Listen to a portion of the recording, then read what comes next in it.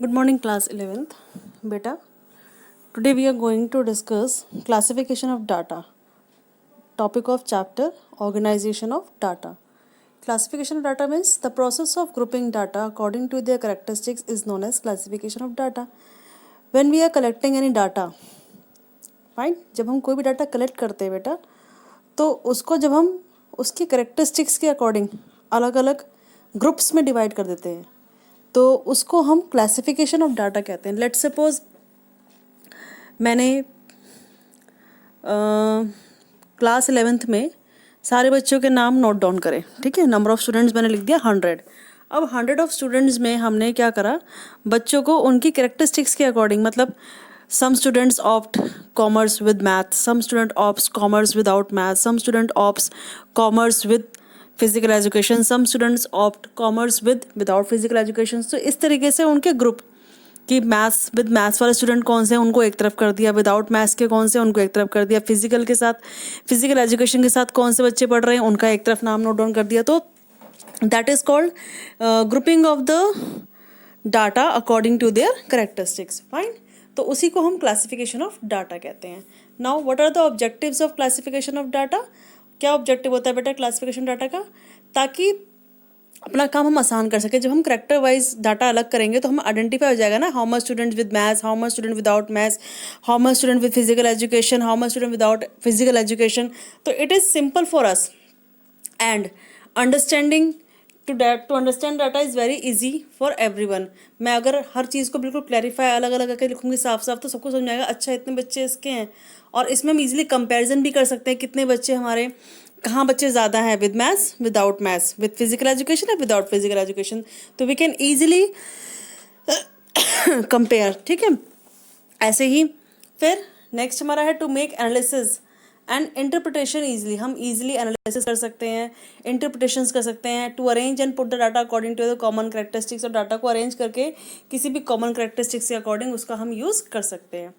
Types of classification of data क्या होता है बेटा, geographical, chronological, qualitative, quantitative and alphabetically. अब हम हर एक पार्ट को, हर टाइप्स ऑफ क्लासिफिकेशन को डिस्कस करेंगे. सबसे पहले हमारा आता है जोग्राफिकल.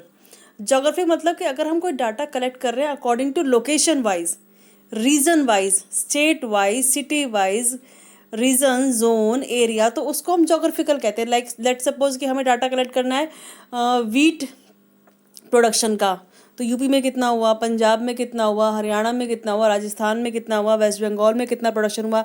तो wheat production we are calculating according to the region states. तो वो हमारा क्या कहलाएगा, जो कोई भी डाटा अगर हम एरिया के अकॉर्डिंग कलेक्ट करते हैं तो उस डाटा को हम जोग्राफिकल क्लासिफिकेशन कहते हैं. सीधा example, here is a table of food grains, और ये स्टेट वाइज है आपका. ठीक है, जैसे नेम ऑफ स्टेट्स, एपी में हमारा कितना हुआ फूड ग्रेन टोटल 1093.9, बिहार में कितना हुआ, कर्नाटका में कितना है, पंजाब में कितना है एंड उत्तर प्रदेश में कितना है.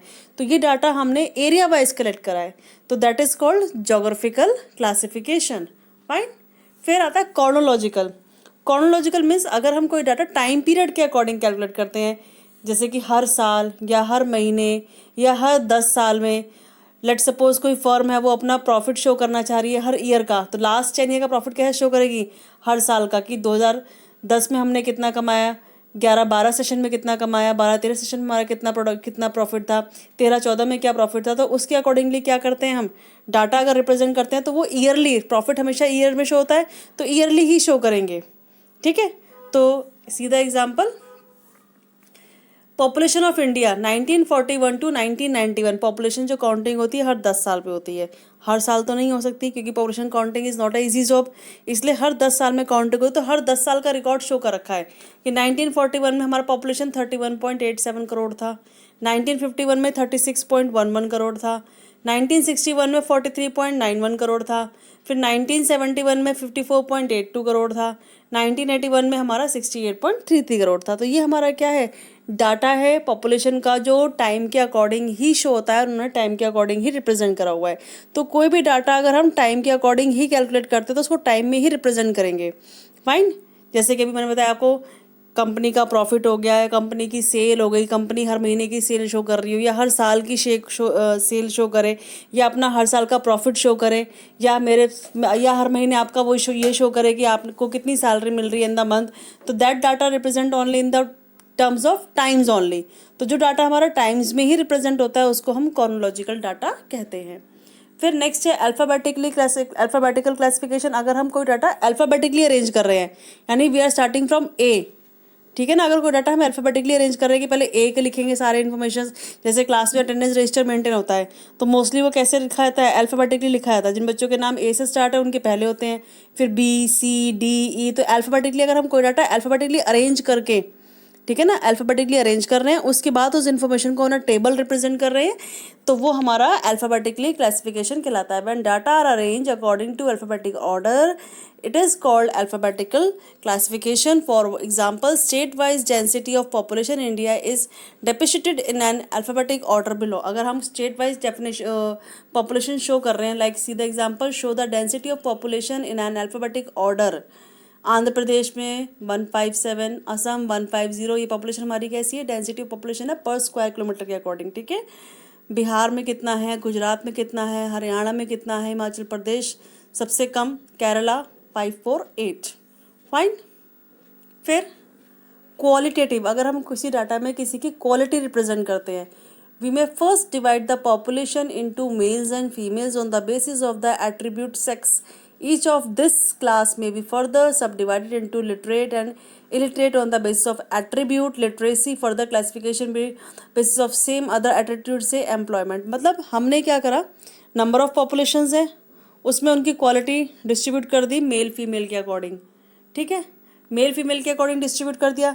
फिर उन मेल फीमेल से भी हमने क्या कर दिया, कितने मेल्स लिटरेट हैं, कितने मेल्स इलिटरेट हैं, इनकी क्वालिटी भी ना उसके अकॉर्डिंग डाटा डिवाइड कर दिया। फिर लिटरेट इलिटरेट में से फिर हमने ये डिवीज़न कर दिया कि उसमें से कितने हमारे एम्प्लॉयड हैं, कितने हमारे अनएम्प्लॉयड हैं। तो this is the quality based data. जब हम क्वालिटीज़ रिप्रेजेंट करते हैं सामने वाले की, तो उसको हम क्वालिटी क्लासिफिकेशन कहते हैं, फाइन।